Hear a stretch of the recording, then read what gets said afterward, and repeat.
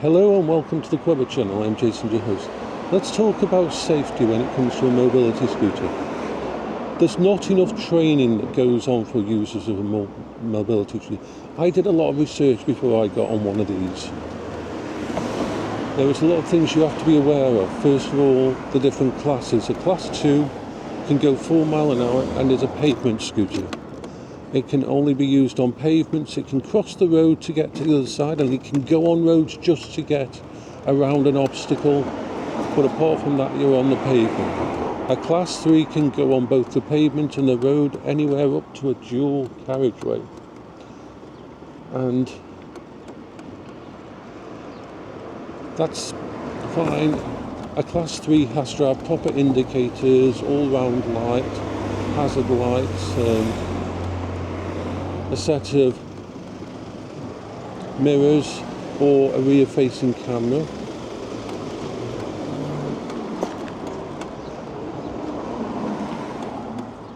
And you are a lowest level user of the... Look, this is once again someone actually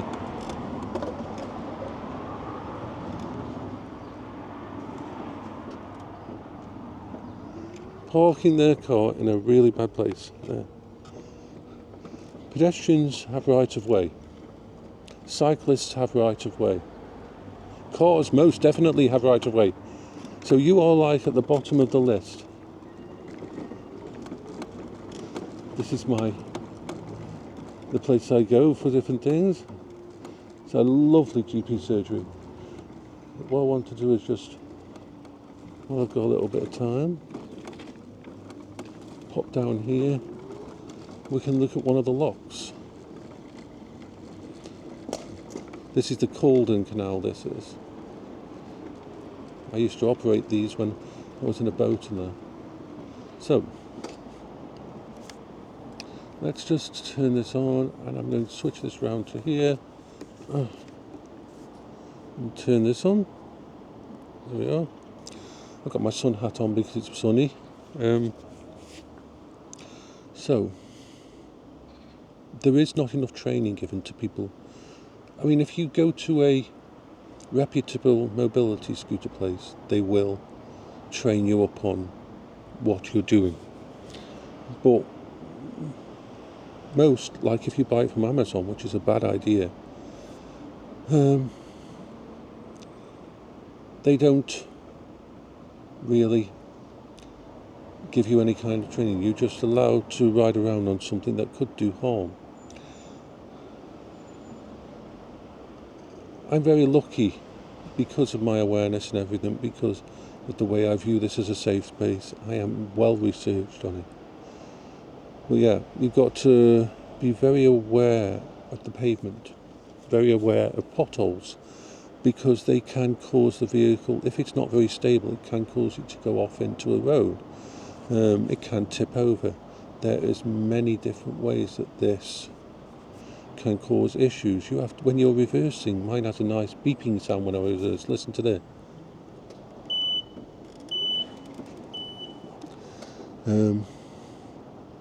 The tiller system on it is very good and very safe, and the automatic braking system is very good. But you have to be very careful and aware of what you're doing. I am extremely aware of what's going on around me with this when I'm out there, that I am on a vehicle that could do harm. So I'm aware both for my own safety.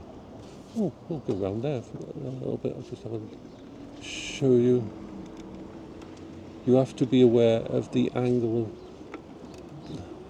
what your thingy can handle. That's in it, so it won't tip to the side if you go too far. Mine's got a pretty good stability. Let's go look at the rest of the lock down here. I'll switch over to forward facing because it's so dark, it's hard to see me anyway, so let's have a little look at this beautiful place.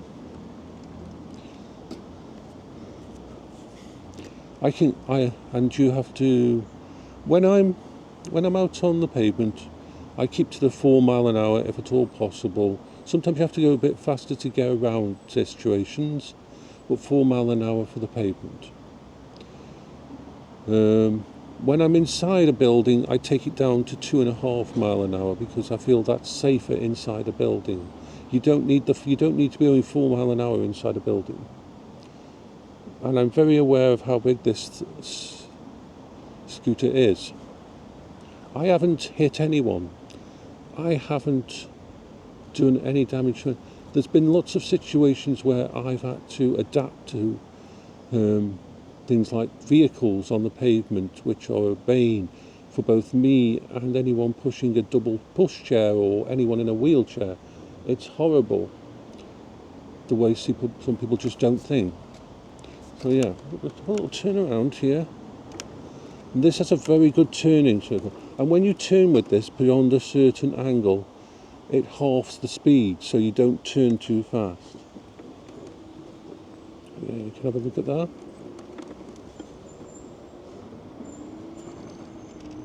So,